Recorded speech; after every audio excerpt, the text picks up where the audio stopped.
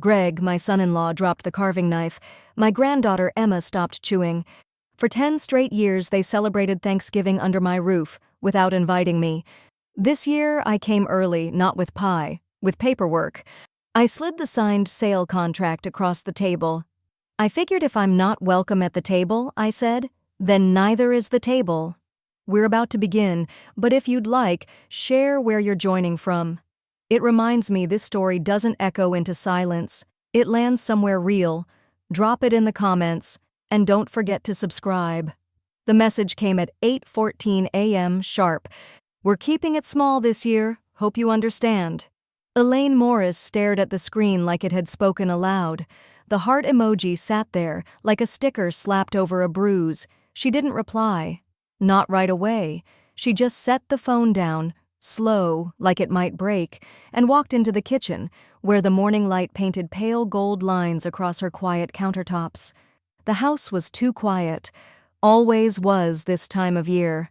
Once you couldn't hear yourself think over the chatter, laughter, and oven timers. Now it was just the dull hum of the fridge and the occasional creak of old pipes. She walked over to her desk near the bay window and clicked open her laptop. A familiar ache bloomed as soon as the screen loaded. Instagram, Facebook, Tanya's public-facing universe. There it was, a post titled Holiday Vibes Incoming, Grateful AF, over a carousel of images, a catered menu, imported garlands, personalized RSVPs tucked into gold envelopes. The caption said, "So excited to host another year of memories in Mom's beautiful old house." Elaine blinked. Another year? Her cursor hovered over the heart button. Not to like, never to like. Just hovering. 10 years, 10 Thanksgivings, each one a little colder. First came the, "Oh no, must have forgotten to loop you in." Then it was, "We figured the travel would be hard on you." Eventually, it became this, a bland, practiced exclusion. Warm smiles for the internet, silence for her. She picked up her phone again and typed her reply with steady hands. "Of course. Have a lovely dinner." Send. There, that would be her part in it. Silent compliance. A knock came. 2 raps, familiar in rhythm. Elaine didn't have to check. Only one person knocked like that. She opened the door to find Mavis on the porch, bundled in her cranberry peacoat holding 2 takeout cups. "I brought caffeine and mischief," Mavis said, stepping inside. "You looked too still in the window." Elaine managed a smile. "Then you must have excellent binoculars." "I have excellent instincts. What happened?" Elaine didn't answer right away. She took the coffee, walked to the kitchen, and leaned against the counter. A breath caught in her throat, sharp and stubborn.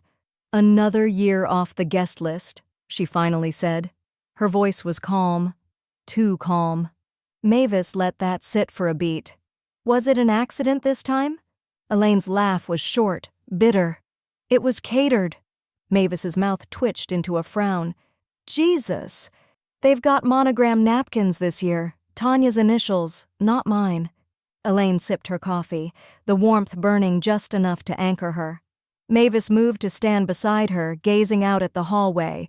The aging photos still hung, faded prints of holidays past, little Emma in a pilgrim hat, Tanya slicing turkey with forced elegance, Greg pretending he knew how to carve. "I remember the first Thanksgiving in this house," Mavis said. "You made pumpkin pie from scratch. The real way, with roasted puree, not the canned crap." Elaine gave a small nod. "It's the first time Tanya said I was doing too much." They stood in silence, the decades echoing around them. "You ever think about leaving it behind?" Mavis asked, eyes scanning the house like a battlefield. Elaine took another sip, then walked into the living room. She stood near the mantel and looked at the hearth that had held 10 years of Thanksgivings, and 10 more years of nothing. "I used to think memories lived in the walls," Elaine said softly. "Now I think they rot there, if you let them." Mavis stepped closer, face searching. "What are you thinking?" Elaine turned toward her. The morning light caught the silver in her hair, made her look almost spectral, half in this world, half already walking out of it. "I'm thinking," she said, voice firm now, "it's the last holiday they'll forget me in this house." Elaine slid the manila folder across her dining table like she was pushing away a tray of spoiled food. The seal was still intact from her safe, one she hadn't opened in years. Her fingers hovered above the clasp, then she cracked it. The deed was there, crisp, notarized, untouched. Her name, just hers. No cosigner, no transfer, no shared ownership, no gift of equity. Just decades of mortgage checks, home repairs, tax filings, all hers. She pressed her palm to the center of the page like it might burn. It didn't. Instead, it felt cool and certain, like marble. On the edge of the table sat a photo Tanya had printed and framed 5 Christmases ago. A candid of Greg lifting Emma in front of the fireplace. The bottom corner had a sticker on it. Our home. Elaine didn't touch the photo. She just looked at the lie it told, sitting inches from the truth. She picked up her phone and dialed a number she hadn't used since Henry's will had been finalized. The line clicked once, twice, then connected. "Lydia Brenner speaking?" Elaine's voice came steady. "I need to make some adjustments." A pause. Then, "Well, hello, Mrs. Morris? What kind?" Elaine smiled faintly. "The overdue kind." By early afternoon, Elaine was back at her desk, glasses perched low on her nose, her laptop open to the municipal portal. She navigated the utility accounts: gas, electric, water. Tanya's name was on each. A paper trail built on assumptions. Entitlement passed off as convenience. Elaine clicked through each account with surgical precision. Remove authorized user, restore original owner, confirm billing address. Click, click, click. The house was quiet again, but this time it felt different, not hollow, charged. A PDF form blinked open on the screen. Emergency authorization of property transfer. Lydia had sent it 20 minutes ago with the subject line, "In case they mistake your silence for surrender." Elaine opened a drawer and retrieved a black ink pen. Not the cheap ones, one with weight to it. She began to fill out the form, pausing only once, at the line labeled "beneficiary in absence of will." She left it blank, not out of indecision, but strategy. Outside, a neighbor walked past with a golden retriever. Elaine could hear the crunch of dry leaves underfoot. Fall in full bloom. A season of endings disguised as beauty. She signed the last line and slid the document into an envelope. Later, Mavis returned, 2 mugs of tea this time, no questions, just presents. Elaine handed her the envelope without a word. Mavis took it and sat down, scanning Elaine's face like it held a code. "What's this?" "Insurance," Elaine said, sitting across from her. Mavis tapped the envelope gently. "This the kind that burns clean, or the kind that leaves smoke?" Elaine allowed herself a tired smile. "Both, if I'm lucky." They sat for a long moment, the warmth from the tea wicking through the porcelain. "I gave them this roof," Elaine said suddenly. "I gave them this floor, this heat, the seat at every table. I gave Tanya her first keys when she was 16. Greg fixed exactly 1 leaky pipe and called himself a homeowner." Mavis leaned back in her chair, eyes sharp behind her glasses. "You built their shelter," she said. "They built you an attic." The words sat there, uncomfortably true. Elaine looked toward the hallway, toward the narrow door that led to the attic stairs. Last winter, Tanya had suggested Elaine tidy up and consolidate keepsakes up there. It wasn't an offer. It was a polite eviction from her own walls. She took a long breath, then stood. "I'm done asking for space," she said. Mavis raised an eyebrow. "You planning on taking it back?" Elaine turned, her voice quiet, almost reverent. "I'm planning on giving it away, just not to them." The hammer slipped once, just once, as Elaine tugged the nail from the wall and the frame clattered to the hardwood floor. A portrait of the Morris family, circa 2004, slid out with a soft shush. The glass didn't break. Elaine almost wished it had. "Let it go," Mavis said gently, stepping beside her with an empty moving box. Elaine picked up the photo and stared. Tanya's smile looked plastic even then, her hand just barely touching Elaine's shoulder. Greg's eyes had wandered off camera. Only Emma had looked directly into the lens, young, gap-toothed, trusting. Elaine placed the frame face down into the box. By noon, the walls were bare. The staged furniture arrived in padded trucks, light wood tones, neutral upholstery, fake succulents in matte pots. The living room transformed from lived-in to market-ready in under 4 hours. Even the scent changed. Lavender staging candles replaced the cinnamon oil Tanya insisted on every November. Elaine watched the crew finish up and asked Mavis to turn the thermostat down 2 degrees. "Let them feel the chill," she murmured. At 3 o'clock sharp, Lydia arrived with the listing agent, a brisk woman in her 40s with polished nails and an eager smile. "Full disclosure, Mrs. Morris," the agent said. "This market, if you blink, it'll be gone." Elaine didn't blink. They signed the preliminary listing packet at the dining room table, now cleared of its familiar clutter, staged with a shallow bowl of artificial lemons. Elaine's signature was smooth, her wrist steady. Lydia glanced over the final page and nodded. "Timeline's locked. Your conditions are tight. It's protected." Elaine folded the packet, stood, and said simply, "Good." As the women left, Mavis lingered by the front window. "Do you feel it yet?" she asked. Elaine reached for the light switch and turned it off. The chandelier dimmed like the curtain closing on a stage. "I feel them getting smaller," she said. Later that evening, Elaine sat with her feet up, sipping black tea as her phone buzzed on the side table. "Emma, Mom said you're staying quiet this year. True?" Elaine stared at the text. For a long while she said nothing, then her fingers began to move, slow and precise like she was writing with ink instead of thumbs. "Very true. And permanent." She hit send, set the phone back down, took another sip. Outside, the sun was setting, casting the house in a kind of bruised gold.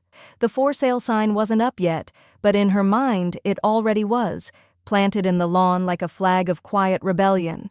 Another buzz. Elaine didn't need to check the screen. The tone of it was familiar. Tanya had posted. She unlocked the phone, tapped into Facebook, and there it was. A posed photo of Tanya and Greg on the porch, wine glasses in hand, captioned, "So blessed to have inherited such a beautiful space. Can't wait to fill it with memories."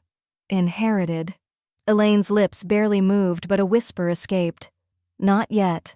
She took a screenshot, opened her email, and attached it to a message addressed to Lydia. Subject, "Not yet." She hit send. Then she stood, walked to the front window, and opened it just slightly, just enough to let the evening air in. From down the block, someone was barbecuing. Laughter from another porch drifted in on the breeze. For a moment, it almost felt like a holiday. Almost. She closed the window gently, turned, and looked back at the empty walls of the living room, walls that had once echoed with family noise.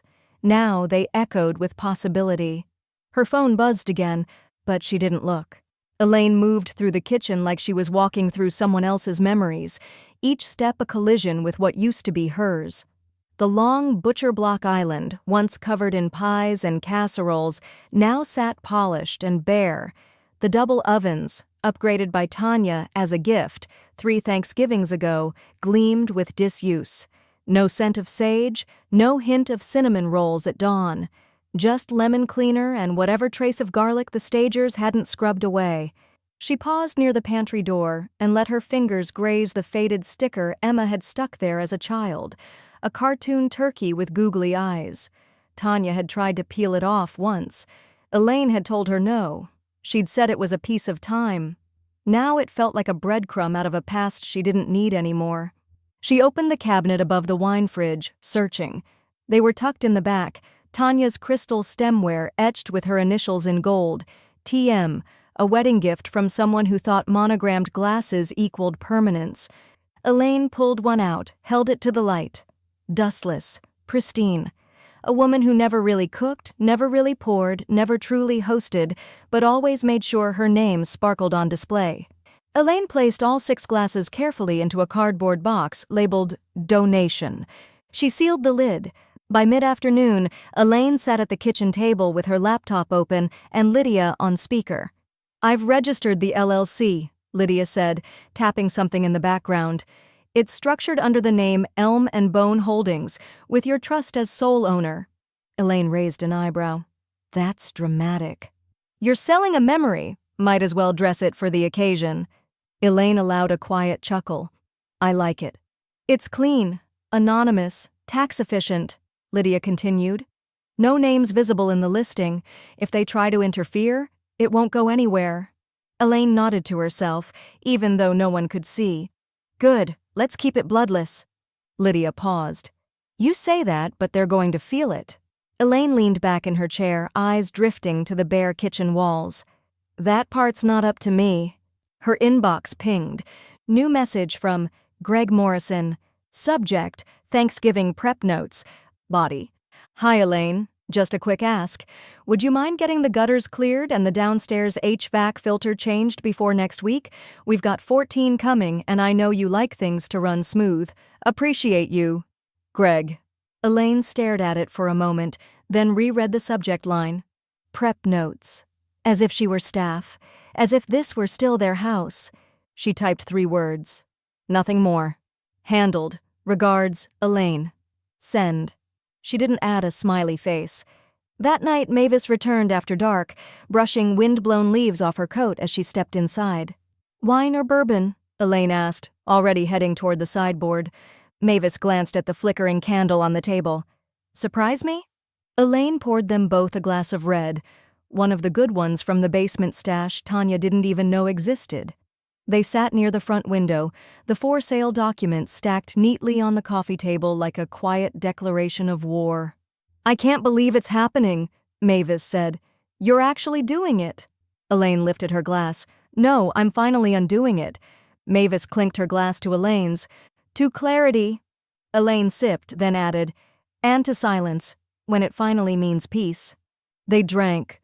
The room wrapped in amber light and the hum of a house slowly untethering itself from its history. Elaine's phone buzzed again, this time with an alert from the property listing site. Your listing goes live in 16 hours. She stared at the screen. 16 hours until the house she gave them became the house they never really owned. 16 hours until the final course began. The offer came in before breakfast. Elaine had just finished rinsing out the coffee pot when the email pinged her phone, a vibration more satisfying than she expected. She padded back to the dining table, glasses sliding onto her nose, and opened the message. All cash. 12% over asking. 10-day close. No contingencies. Attached, proof of funds, signed intent, and a note from the buyer's agent that read, they want it off the market before anyone else notices. Elaine read it twice, then once more, slower, not because she didn't understand, but because the magnitude of the moment needed honoring. A decade of shrinking into herself, erased in one stroke of buyer urgency. She called Lydia. I have the offer, Elaine said, voice like stone warmed by sunlight. I've already reviewed it, Lydia replied. It's solid, better than I expected. They must really want it. They don't even know what it is, Elaine murmured. There was a pause. Are you ready to sign? Elaine didn't hesitate. I'm beyond ready. They arranged a digital signature session. Lydia sent the documents, and Elaine opened them right there at the dining table, surrounded by candle stubs, packing tape, and a stack of yellowed recipe cards she didn't have the heart to throw out just yet. She scrolled, signed, confirmed. The house was now under contract. The knock came just after noon. Too soft to be the mailman, too confident to be a stranger. Elaine opened the door. Tanya stood there with sunglasses pushed back into her hair, a smile far too bright for the gray November sky. She held a canvas tote bag and wore her holiday prep boots, brown suede, no scuffs. Performance ready. Hey, Mom. Tanya breezed past the threshold before Elaine could speak. Hope I'm not interrupting. I was in the area and realized I left the big silver tray here last year. The one with the fluted edges? Elaine didn't move to help. The tray's boxed up, she said evenly. With everything else.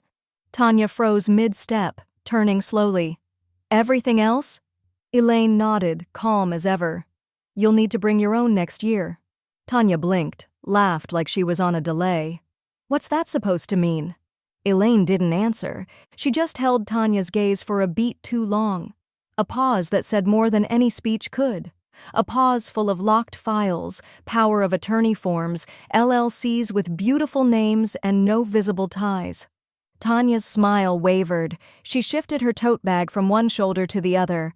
"You're acting kind of cryptic." Elaine tilted her head. "Am I?" Tanya squinted, like she could read something in her mother's face she hadn't noticed before. "Well, anyway, just let me know if you come across it. We've got 14 coming Thursday." Elaine stepped aside, gesturing toward the door. "Safe travels." Tanya didn't move right away, but eventually turned and walked out with the same forced bounce she'd walked in with. She didn't look back. Elaine closed the door slowly, like sealing a vault. That evening, Mavis arrived with 2 slices of pecan pie in a bakery box and a smirk that bordered on proud. "They came by," Elaine said as they sat near the front window. "Tanya." "I figured," Mavis said, passing her a plate. "Did she notice the air shifting?" Elaine took a bite. "She asked for a tray." Mavis laughed, loud and unfiltered. "They always think they're arriving. They never imagine they're being escorted out." Elaine sipped her tea and watched the porch light flicker on outside. She didn't say it aloud, but she could feel it in her bones. The house they thought they'd grow old in was already sold. They just hadn't realized it yet. Elaine stood at the front door just after dawn, still in her robe, watching the locksmith finish his work. He was a young man with calloused hands and no interest in small talk, just the way she liked it. "New deadbolt, smart keypad, clean install," he said, wiping his palms on his jeans.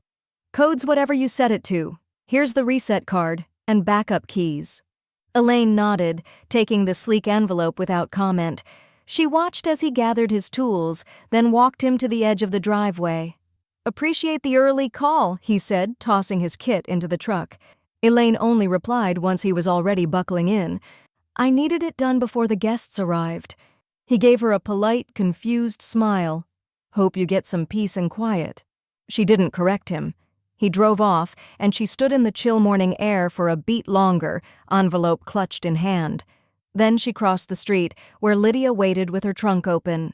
Elaine dropped the backup keys and reset card into a slim metal safe inside the car. Lydia clicked it shut without ceremony. "Anything else they think they own?" Elaine gave her a tired smile. "Only time, and it's nearly up." The sky was gunmetal gray by late morning when Tanya pulled into the driveway, music blaring from her SUV. In the passenger seat, a bundle of white and gold linens, embroidered with her initials, spilled over like royal banners.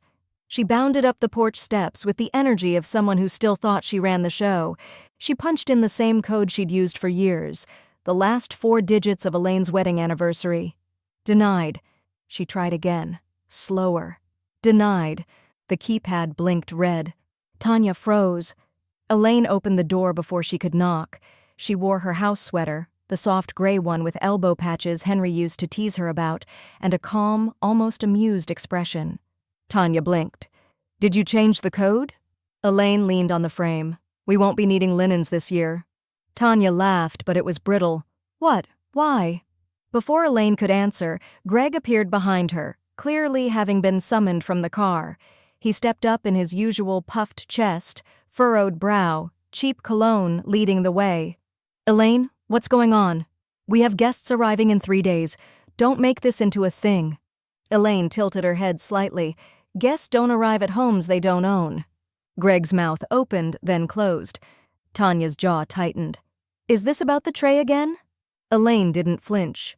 "No, this is about the deed, and the locks, and the silence I sat in for 10 Thanksgivings while you all made yourselves at home." Greg's laugh had no humor in it. "You're not seriously kicking your family out." Elaine didn't answer that. She didn't need to. Across the street, Mavis stood on her porch in a plaid scarf, coffee mug in hand, watching the scene unfold like the third act of a play she already knew the ending to. She raised her mug when Elaine glanced her way. Elaine raised an eyebrow in return. Behind her, the house stood quiet. Light spilled through freshly cleaned windows onto floors no longer dulled by footsteps that never paused to ask if she was okay. "I'd suggest you find a plan B," Elaine said, voice low but firm, "before the weather turns." Greg took a step forward. "You wouldn't." Elaine met his eyes. I already did? Elaine stood at the edge of the living room, watching the last of her furniture disappear into the back of a moving truck. The floral love seat, gone. The cherrywood coffee table where Emma once spilled cider, gone. Even the grandfather clock that hadn't ticked in 5 years, it was going to a historical society. She hadn't cried. Not when she marked the tags, not when the men in branded sweatshirts carried out the chairs like they were lifting bones. There was no grief left in the furniture, only clearance. The lead mover handed her a clipboard. That should be it, ma'am. They're headed to the donation center now. Want a copy of the receipt? Elaine shook her head. No need. Just make sure they don't end up in a showroom. He smiled politely, not understanding the layers. When the truck pulled away, she stood alone in the near-empty house. Her footsteps echoed slightly on the bare wood floor. The absence was noticeable, but it wasn't loneliness. It was relief finally taking shape. That afternoon, Greg called Lydia. 4 times. The first was cordial. The second clipped. The third left a voicemail that started, "I just think this is all a misunderstanding," and ended with, "There will be legal consequences." By the fourth, Lydia simply forwarded the number to archive. Elaine sat across from her on a park bench when the final call buzzed through. "You want me to pick up?" Lydia asked. Elaine shook her head, eyes on a squirrel digging near the base of an oak. Let him yell into the void. It's his turn. Later that evening, Elaine scrolled her feed and saw Tanya's latest post. A professionally filtered shot of a linen tablecloth, a single taper candle, and a wine glass filled to the rim. Families should stay together for the holidays, always. 117 likes in an hour, pity dressed as piety. Elaine didn't comment. She simply opened her own profile and posted a quiet photo, her front step, broom swept, with a closed envelope resting on the welcome mat. Ownership makes all the difference. 3 minutes later, Emma liked it. Elaine saw her granddaughter's name light up on the screen and paused. That small gesture meant something. A flicker of awareness from the one person she still couldn't bear to lose. She didn't need Emma to choose sides. She just needed her to see. That night, Elaine sat in the attic with a shoebox full of photo albums. No insulation. Just a single bulb casting long shadows across wooden beams. She worked slowly, page by page, unpeeling old photos and slipping them into new, archival-safe sleeves. She skipped the ones with Greg in the center, Tanya's posed smiles, the hostess shots she never earned, but she kept the blurry ones, the messy ones. Emma eating whipped cream straight from the bowl, Henry asleep by the fireplace with a newspaper over his face. Those stayed. She didn't organize them by year. She arranged them by feeling. Just after 10, Mavis appeared with a mason jar of cider still warm from her stove. Elaine took it gratefully, inhaled the cinnamon and clove like it was oxygen. Mavis raised an eyebrow. "How's freedom taste?" Elaine took a long sip. "Like something I forgot I was allowed to want." They stood by the window in silence, watching the lights from Tanya's SUV blink across the street before disappearing again. "They're circling," Mavis muttered. Elaine nodded. "Let them. I'm not the one wandering anymore." Downstairs, a box labeled Photos. Keep sat near the front door. Beside it, another one. Traditions. Return to sender. Elaine sat in her car just down the street, tucked behind the low hedge of the corner neighbor's lawn. The engine was off, her tea thermos warm in the console, and the windshield framed the house like a stage. Inside, Tanya floated from room to room, all motion and performance. She adjusted candles in the front window, fluffed the pillows on the couch Elaine no longer owned. She wore a burgundy turtleneck and gold earrings that caught the late afternoon light. From this distance, she looked serene. But even in silhouette, Elaine could spot it. The tension in the shoulders, the tight jaw, the illusion cracking. Greg hovered behind her, holding a tub of holiday platters. He said something Tanya didn't like. Elaine could see it in the way Tanya's hand flared mid-air like a warning flag.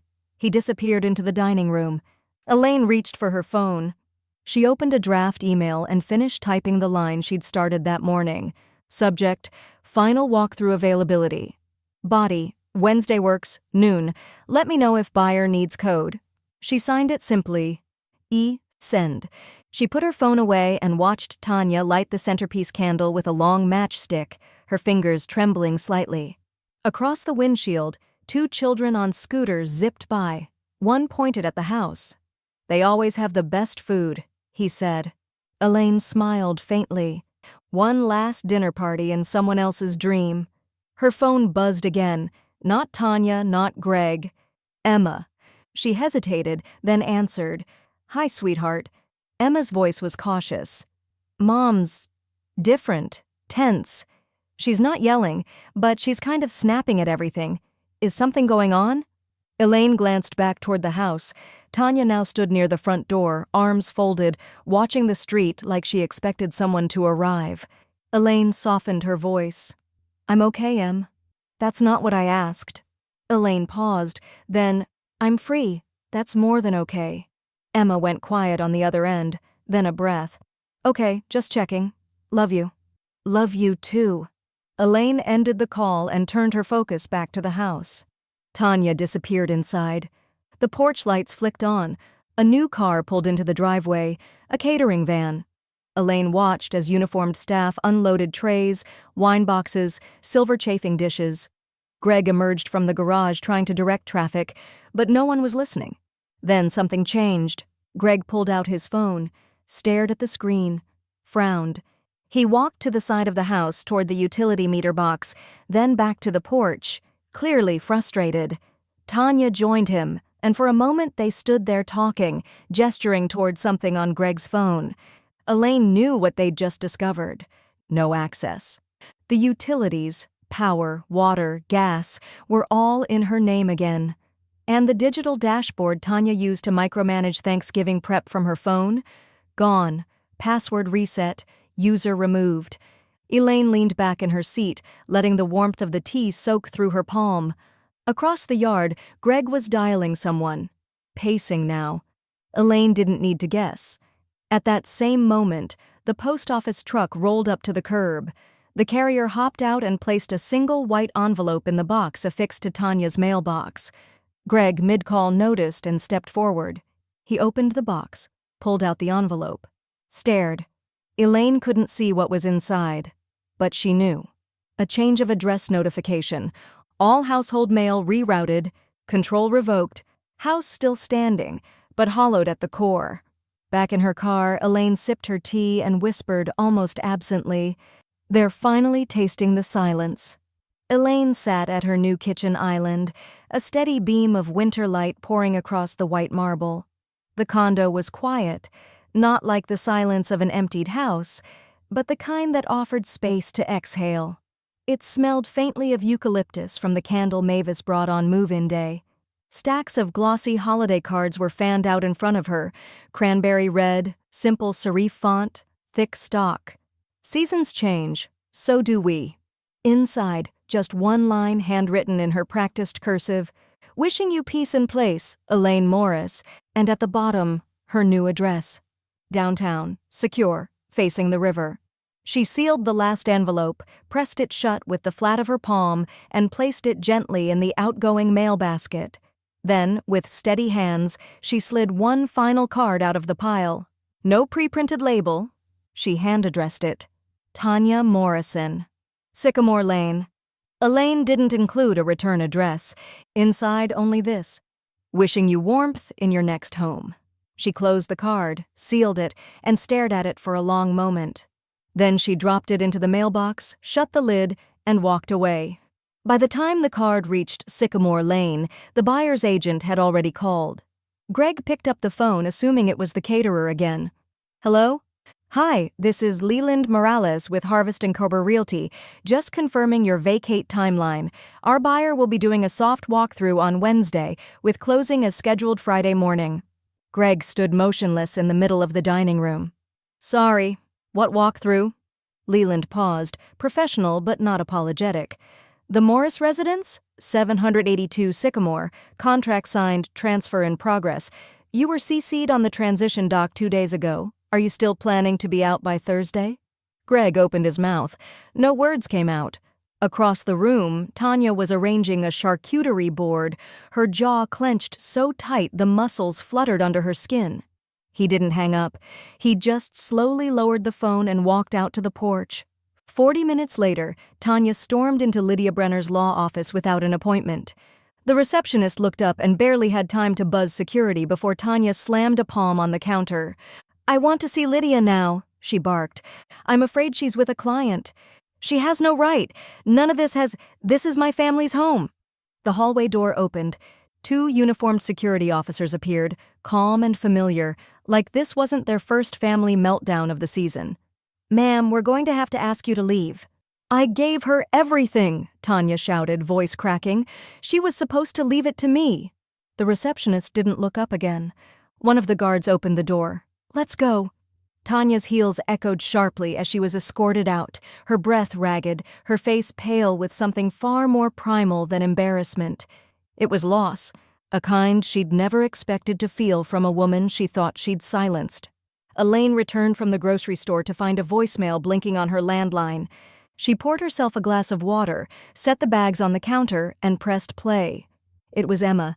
"Hi, Grandma. I saw the address change, and Mom's, well, she's spiraling, but you probably knew that." A pause. "I just wanted to say, I'm proud of you. Like, really proud. For remembering you matter." Another pause, softer now. "I miss you. I hope you like the view." Elaine stood still for a long moment, the sun catching her through the window, dust motes spinning like glitter in air. She turned to face the skyline. A new city, a clean floor, a table with no ghosts, and behind her, an entire history of being ignored finally shut its mouth.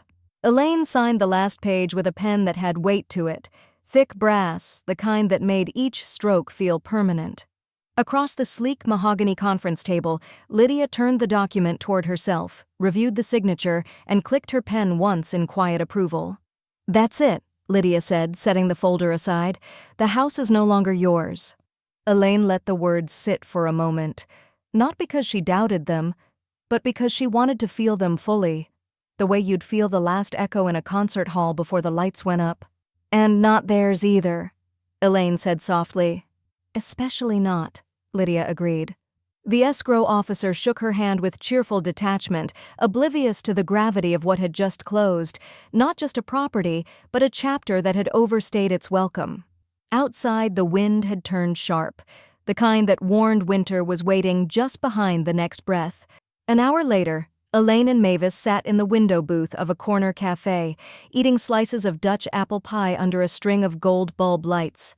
The server had offered whipped cream. Elaine declined. "You don't need to sweeten a good ending," she said, fork tapping the ceramic plate. Mavis raised her tea in a toast. "To titles, transfers, and long memories." Elaine clinked her glass. "And short leases on entitlement." Back on Sycamore Lane, Tanya and Greg opened the envelope with shaking hands. Inside, a formal notice from the buyer's realty team, certified copy, legalese that stripped the illusion bare. 7 days to vacate, no contingencies, no extensions, no more pretend ownership by proximity. Tanya dropped the letter onto the dining table, now cluttered with unlit votives and uneaten catered leftovers. Greg stood by the window, pacing, chewing his thumbnail. "Maybe we can offer to lease back for the holidays," he muttered. Tanya didn't answer. She was staring at the framed art on the wall, the one she always bragged about hand-selecting from a real gallery. It had hung there for 6 years. Elaine had paid for it, like everything else. "We were supposed to live here forever," Tanya said, voice barely audible. Greg stopped pacing. "It was never ours." She didn't argue. There was no one left to lie to. Elaine received the text while folding linens at her new condo. Unknown. Number? "I miss seeing you in the garden. The blue hydrangeas miss you too. C from next door." Elaine smiled gently, thumb hovering over the screen. She thought about the way the soil felt under her nails each spring, the blooms that only came back if you trimmed them correctly, how much care it took to make something return. She replied, "Let them grow wild this year, it's their turn." Then she walked over to the last moving box she hadn't opened. It held one thing, the antique armchair from the upstairs reading nook. Cream upholstery, carved oak frame. Henry's favorite. She lifted the flap, took a long look, and smiled. 2 days later, Emma walked into her dorm suite to find the chair sitting by her window. No note, just a familiar object, perfectly out of place. She ran her hand over the curve of the armrest, then sat in it. The cushion gave slightly like it remembered. She closed her eyes and exhaled. Back at the condo, Elaine poured herself a single glass of red wine. She stood by the window, looking out at a city that didn't know her past. A place where no one asked why she ate alone or why her number had changed. She raised the glass. To her own name, on her own lease, in her own home. And for the first time in years, there wasn't a single room left to apologize for. Elaine peeled the plastic off her final moving box and folded the flaps back with deliberate care. Inside, clean bath towels, the color of warm sand. She set them gently in the hallway linen cabinet of her new apartment, floor-to-ceiling windows behind her, sunlight spilling across pale wood floors. The air smelled faintly of orange blossom and paint. No mildew, no history. She'd spent years shrinking her presence to make others more comfortable. Now, even the walls seemed to exhale with her. The building was modern and central, concierge downstairs, keypad entry, dog bowls by the elevator. No attic, no expectations, just clean lines and morning light. She stood barefoot in the kitchen, sipping coffee from the only mug she'd brought from the old house. It had a faint chip on the handle, and the words, "World's okayest mom," were faded from years in the dishwasher. She never liked it. Now she loved it. There was a knock at the door. She opened it to find Emma standing there with a brown paper bag and hopeful eyes. "I brought bagels," Emma said, "and a stupid amount of cream cheese." Elaine stepped aside. "Then you're allowed in." They settled at the table, unwrapping their breakfast in comfortable silence. No guilt, no filtered politeness, just presence. Emma looked around the space slowly. "This is you," she said. "This is real you." Elaine paused, then smiled. "It is, isn't it?" Emma nodded. "I like her."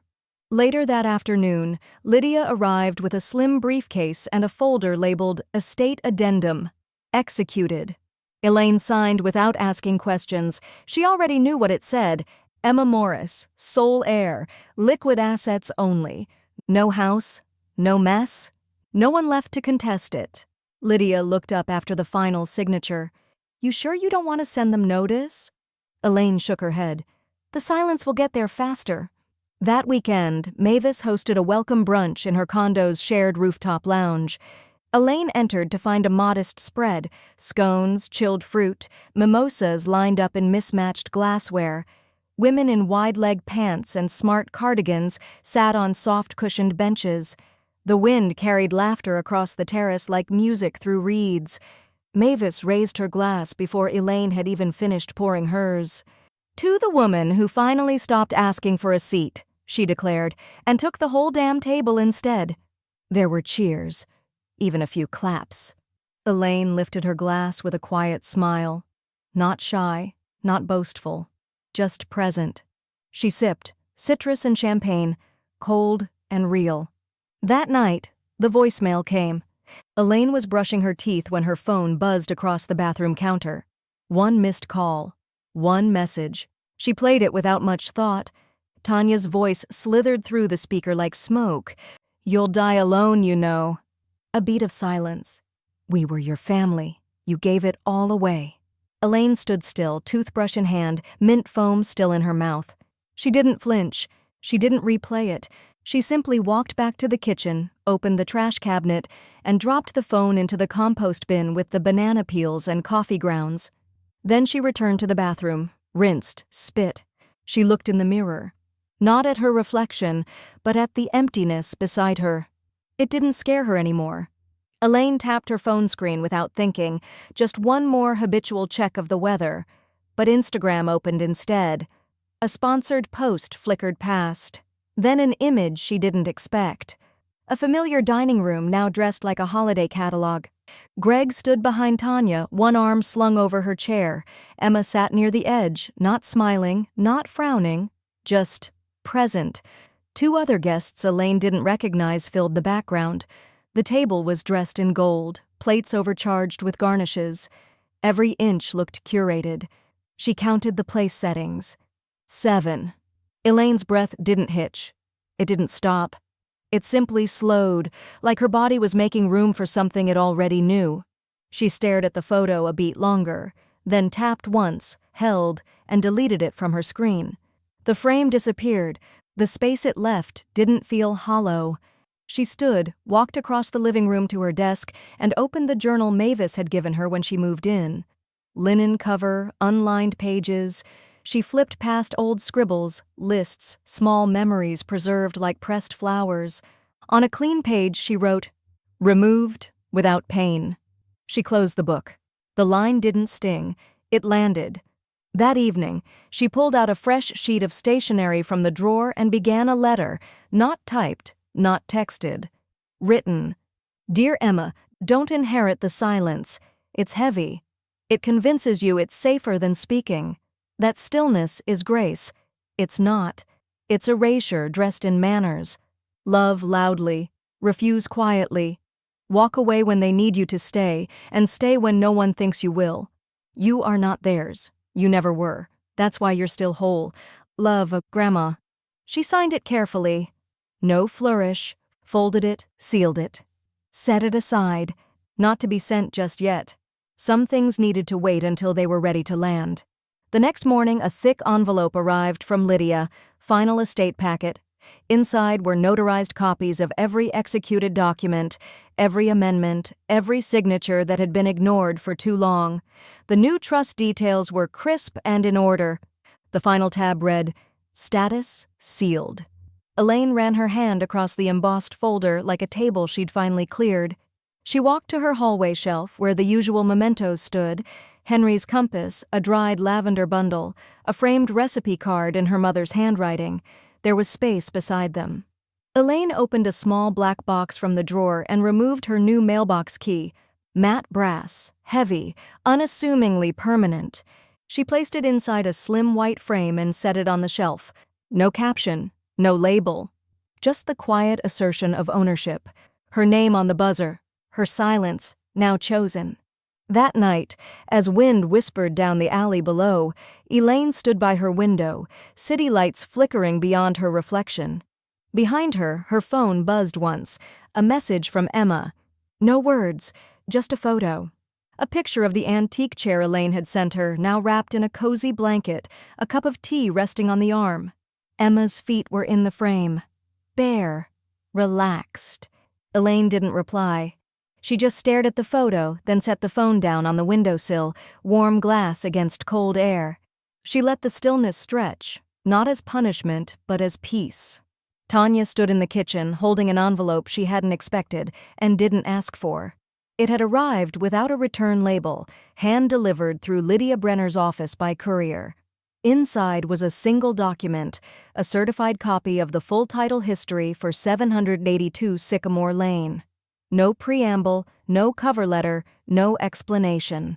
Just a chain of signatures, each one legally binding and entirely unambiguous. She carried it to the dining table with the air of someone bracing for a mistake to be proven, hoping, perhaps, for a technicality to cling to. But the ink didn't lie.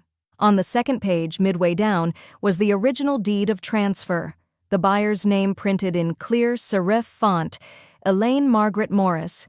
Date of purchase, November 17th, 1993. No joint owners, no co-signers, no provision for succession, no mention of inheritance, just her mother's name. Tanya stared at the signature, solid even, written in the confident cursive she used to forge on permission slips in middle school. She imagined Elaine in some county clerk's office 32 years ago, pen in hand, a house key already in her purse. She had bought the home long before Tanya ever assumed it would be hers. And yet, Tanya had lived inside it, as though possession were the same thing as ownership. Across the room, Greg knelt on the floor next to a half-packed moving box. He was silent now, taping shut the one labeled dining room, seasonal. His mouth was tight, brow furrowed, but he made no comment. His hands moved steadily, as if packing might keep reality at bay. Tanya didn't speak. She folded the document once, then again, and placed it carefully back into its envelope. Her chair scraped lightly against the hardwood as she stood and left the room without a word. The deed didn't change the facts. It just confirmed what she'd been unwilling to face. The house had never been hers. And now, it never would be. In a quieter part of the city, Elaine stood beneath the arched doorway of the Columbus Historical Society, carrying a carefully labeled box in her arms. It wasn't heavy, but she held it like something sacred. The volunteer at the front desk, a woman named Kay with soft eyes and a chunky knit cardigan, looked up from her computer and offered a warm smile. "Donations?" she asked, already moving to clear a space on the counter. Elaine nodded. "Photographs, mostly holidays, local history, households, neighbors, a few community events." Kay opened the box and gently lifted a stack of matte prints. There were snow-dusted driveways, kids bundled in coats too big for them, a string of summer block parties captured in faded color, faces frozen in laughter. Tanya and Greg appeared in some, but never at the center, and Emma, young, unscripted, caught mid-blink or mid-giggle, was always somewhere near the edge of the frame. "These are beautiful," Kay murmured. "We'll preserve them properly. Do you want your name listed as donor?" Elaine shook her head. "No need. Just make sure they get seen." And with that, she turned and stepped back into the cold air, the door clicking shut behind her. Thanksgiving morning arrived with a quiet grace. No sounds of timers beeping, no clatter of serving spoons or voices overlapping in forced cheer. The city felt still, suspended in a soft gray sky. Elaine walked through the front doors of a modest art gallery tucked along High Street, one she'd passed a dozen times but never entered. Inside, the lighting was gentle and golden, and the scent of fresh paint mingled with something citrusy, maybe grapefruit. Her boots echoed on the concrete floor as she moved from piece to piece, letting each brushstroke speak louder than any conversation she might have had elsewhere. She paused before a large canvas, an abstract composition of intersecting lines, chaotic, layered, and then, through the middle, a single gold streak. It cut the canvas diagonally, clean and deliberate, like a choice that couldn't be undone. The label read, "Lineage." Elaine stared at it longer than she intended, not because it confused her, but because it made too much sense. Her phone buzzed inside her coat pocket. She debated leaving it there, but something nudged her to look. A message from Emma. "Dinner is waiting if you want it." No follow-up, no guilt, just an invitation left open like a light on in the hallway. Elaine stood there for a long moment, her eyes on the painting, the phone still in her hand. There had always been two kinds of legacy, the one you give away and the one that finds the person who never asked to carry it, but always knew how to hold it. The sound of butter sizzling in a cast-iron skillet filled Elaine's kitchen with something far richer than scent. It was the rhythm of real time, not orchestrated, not rehearsed, not built for display. The onions she stirred turned translucent under her wooden spoon, their edges curling like letters from a language she'd almost forgotten how to read. Behind her, Emma worked silently, rinsing herbs in a colander and swaying slightly to a playlist playing low from Elaine's phone. There was no trace of the usual holiday hysteria, no timer alarms, no over-rehearsed laughter, no awkward guests glancing at their watches. Just the occasional clink of silverware, a sigh of roasting vegetables from the oven, and the comfortable quiet that can only come from people who've already survived the hardest conversations. Elaine handed Emma a towel for the herbs and nodded toward the open bottle of Chardonnay on the counter. "2 glasses," she said softly, not a suggestion but an invitation. Emma poured without needing to ask which glass belonged to whom. They sat at the small round table near the window, where the late afternoon light fell in a single perfect stripe across the floor. A modest roast rested under foil. Mashed potatoes waited on the stove. The stuffing was already in its dish, still warm but no longer steaming. "So," Emma said after a sip, "I burned the rolls. Twice." Elaine smiled faintly. Tradition maintained. Emma looked around, taking in the simplicity. No centerpiece, no monogrammed anything, just the scent of thyme and lemon. Just the quiet. "This feels strange," Emma admitted. Not bad, just different. Elaine leaned back in her chair and folded her hands.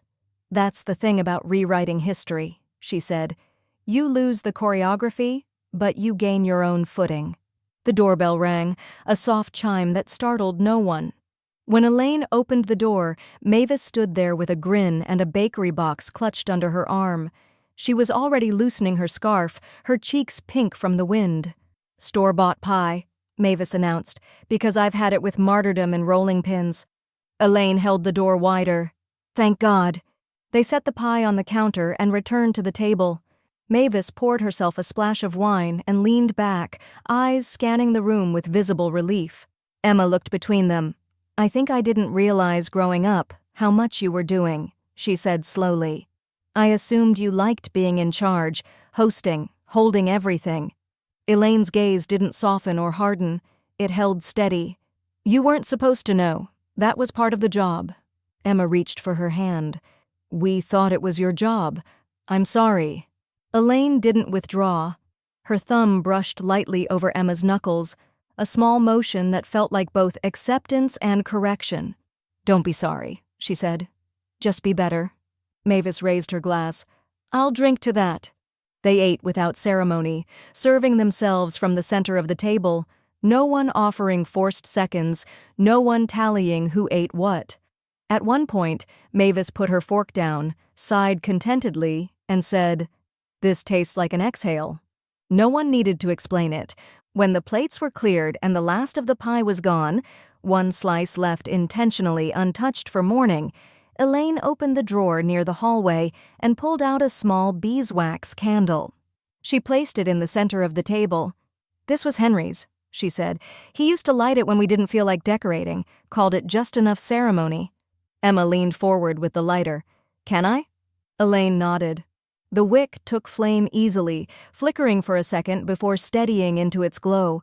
The light wasn't bright, but it filled the room the way memory does, soft, imperfect, unafraid to occupy space. No one spoke for a long time. They just watched the candle burn.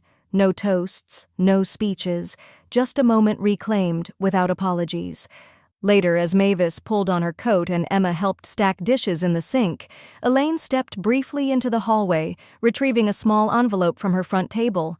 She didn't open it. She simply turned it over in her hands, once, twice, as the laughter of the women in her kitchen reached her in gentle waves.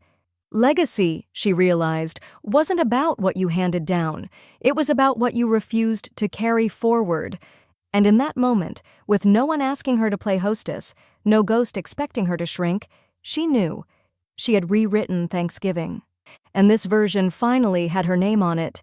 The city outside Elaine's window glowed with the golden hush of evening, the kind that made everything, from high-rises to hydrants, look touched by kindness. From the 11th floor, she could see the river threading its way between buildings like it had somewhere steady to go, even when people didn't. Elaine stood by the glass barefoot, a mug of warm cider in her hand. Her reflection was soft in the pane, softened further by the halo of lamplight behind her. The room didn't hold shadows in the corners anymore. Not like the old house where silence had clung to the baseboards and forgotten birthdays had echoed off the plaster. Here, stillness was deliberate. It was hers. She sipped slowly and glanced at the notebook on her side table, the linen-covered journal Mavis had given her months ago. She picked it up, turned past the entries, the quotes, the letters she never mailed.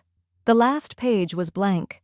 She took the pen from the drawer, its weight familiar in her fingers now, and wrote in small, precise handwriting, "Peace isn't quiet, it's earned." She underlined nothing, added no date. She didn't need to.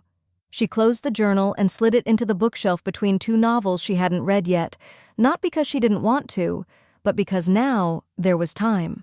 In the hallway, a small stack of outgoing mail waited on the table.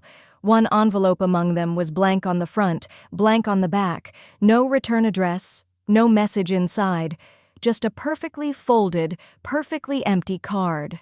Elaine placed a single stamp on the corner and dropped it into her building's mail chute with no more weight than a grocery list.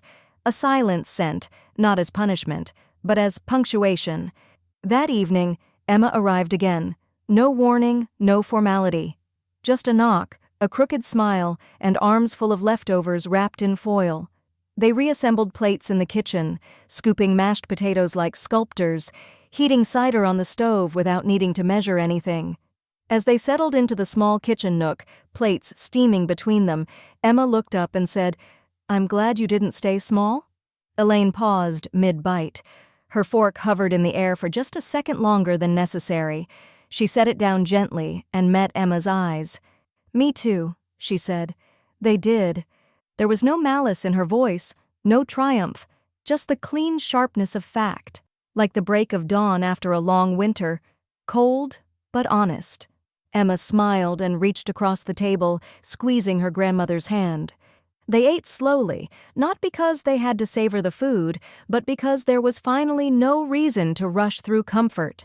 No guests waiting, no eyes judging, just two women who had both, in their own way, learned what it meant to stay.